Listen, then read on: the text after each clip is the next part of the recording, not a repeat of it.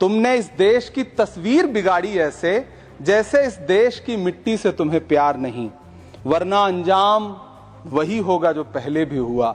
कुर्सी तो कुर्सी है, निगाहों से उतर जाओगे। मौत आनी है जब आएगी तुम्हारी खातिर, मौत से पहले बहुत पहले ही मर जाओगे।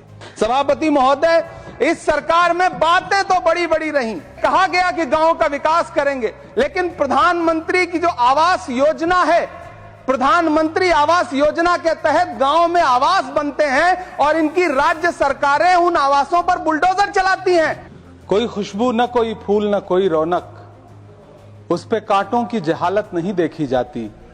हमने खोली थी इसी बाग में अपनी आंखें, हमसे इस बाग की हालत नहीं देखी जाती। रात बस रात ही होती तो कोई बात नहीं, उसका आकार मगर दूना नजर आता है। जितने चमकीले सितारे थे वो सब डूब चुके, सारा आकाश बड़ा सूना नजर आता है। बुलबुलें खुश थी उम्मीदों के तराने गाए, लेके पतझड़ से बहारों को चमन सौंप दिया। अब तो मासूम गुलाबों की ये घायल खुशबू शीश धुनती है कि खारों को चमन सौंप दिया। तुमने क्या काम किया उनके अभावों के लिए, जिनकी मेहनत से तुम्हें तख्त मिला, ताज मिला। उनके सपनों के जनाजों में तो शामिल होते, जिनके चुप रहने की वजह से तुम्हें राज मिला। उदय प्रताप जी ने बहुत शानदार ये कविता कही है कि कवि की आवाज बगावत पे उतर आई है, दल के दलदल से हमें कोई सरोकार नहीं। तुमने इस देश की तस्वीर बिगाड़ी ऐसे जैसे इस देश की मिट्टी से तुम्हें प्यार नहीं, वरना अंजाम वही होगा जो पहले भी हुआ। कुर्सी तो कुर्सी है, निगाहों से उतर जाओगे। मौत आनी है जब आएगी तुम्हारी खातिर, मौत से पहले बहुत पहले ही मर जाओगे। सभापति महोदय, गांव की परिकल्पना में प्यार था, अपनापन था, भाईचारा था। कभी महात्मा गांधी ने जब गांव का सपना बुना तो मुझे लगता है उसमें वो मोहब्बत थी कि गांव में अगर किसी बिटिया की शादी होती थी तो पूरा गांव अपने संसाधन लेकर के, कोई चारपाई लेकर के, कोई गुड़ लेकर के, कोई प्रेम लेकर के खड़ा हुआ करता था। लेकिन पिछले 2014 के बाद से गांव में जो नफरत बो करके विकास किया गया है वो अद्भुत और अकल्पनीय है। हालत यह है, हम जिस गांव में पैदा हुए उन गांव में कोई सीताराम चाचा, कोई भगवती चाचा हम लोगों की उंगली पकड़ करके चौराहों पर हमें मिल जाता था, आशीर्वाद भी देता था और डांटता भी था। लेकिन मौजूदा स्थिति यह हो गई है कि गांव में चाय, जो गुड़ की चाय बना करती थी, उसकी चकल्लस में जो चर्चा होती थी, उसमें जब से चाय में चर्चा वाली राजनीति घुसी है, उसने पूरे गांव का माहौल ऐसा कर दिया कि आप अब एक दूसरे से प्रेम से बैठ के बात भी नहीं कर सकते। मैं, माननीय मंत्री जी यहां पर मौजूद हैं, रूरल डेवलपमेंट के मंत्रालय के बजट पर चर्चा हो रही है। चाहे मनरेगा हो, चाहे किसान हो, सारा इससे जुड़ा वर्ग परेशान है। मजदूरों की स्थिति ऐसी है कि आप मनरेगा को प्रोत्साहित करने के बजाय मनरेगा को समाप्त करने की कोशिशों में लगे हुए।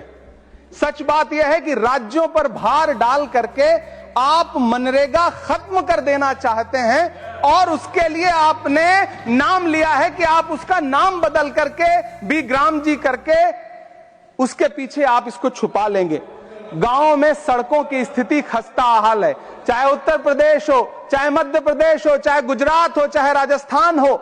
गांव में सड़कों की स्थिति ऐसी है कि किसी गर्भवती महिला को अगर अस्पताल ले जाना हो तो सड़कें ऐसी हैं कि उन पे चलने वाले वाहन शायद अस्पताल तक महिलाएं पहुंच भी नहीं पाती हैं, उनका प्रसव रास्ते में ही हो जाता है। महोदय, गांव में हालत यह है कि किसान आपके सामने सरकार के सामने लगातार अपनी मांगे लेकर के खड़ा रहा, लेकिन इस सरकार ने दिल्ली के रास्ते की तरफ कूच करने वाले किसानों की राह में फूल नहीं बिछाए बल्कि कीलें बिछाई। 750 से ज्यादा किसान शहीद हुए। कीमत तो बहुत बढ़ गई शहरों में धान की, लेकिन विदा न हो सकी बेटी किसान की। मौका मिला तो लोगों ने कुर्सी के वास्ते तस्वीर ही बिगाड़ दी हिंदुस्तान की। सभापति महोदय, इस सरकार में बातें तो बड़ी बड़ी रही, बजट कि बात करके ये कहा गया कि गांव का विकास करेंगे, लेकिन प्रधानमंत्री की जो आवास योजना है, प्रधानमंत्री आवास योजना के तहत गांव में आवास बनते हैं और इनकी राज्य सरकारें उन आवासों पर बुलडोजर चलाती हैं। ऐसे कई मामले अलग अलग राज्यों में देश के सामने हैं। आप कहेंगे तो मैं पटल पर रख दूंगा, अभी हां पटल पर रख दूंगा, ऑथेंटिकेट कर दूंगा। महोदय, जब पीएम आवास योजना के तहत बनने वाले घरों पर बुलडोजर चलेंगे तो आप गांव के कौन से विकास की परिकल्पना कर रहे हैं? गांव को तो आपने भगवान भरोसे छोड़ दिया है।